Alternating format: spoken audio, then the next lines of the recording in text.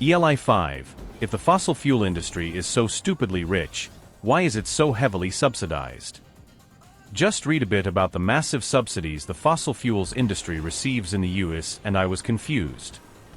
Aren't these companies one of the most profitable ones in the US? You're not going to find a single answer because, like a lot of things, the answer is complicated. Some things that go under the subsidies. 1. Heating subsidies for low-income people. In some areas these subsidies are needed because otherwise low-income people might not be able to afford energy to heat their homes. These fall under the fossil fuel subsidies. 2. Subsidies for farmers. This is less about whether or not the farmers can normally afford it, as it is more about food stability.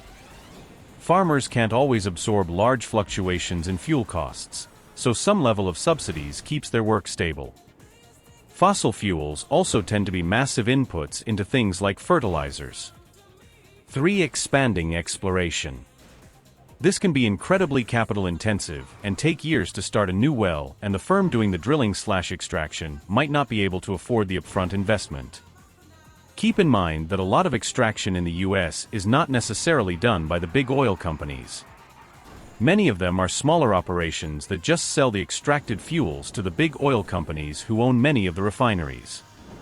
It's easy to think of the fossil fuel industry as some large monolith. In reality, it's an entire sector of the economy with a lot of separate players. Like with a lot of industries, most of us don't deal with all of these smaller players and only seen the consumer-facing big names. And things like oil subsidies are incredibly broad and complicated, involving a lot of different laws and initiatives. It's easy to clump them all together, but like with anything, a nuanced understanding is a requirement to drive toward any real change.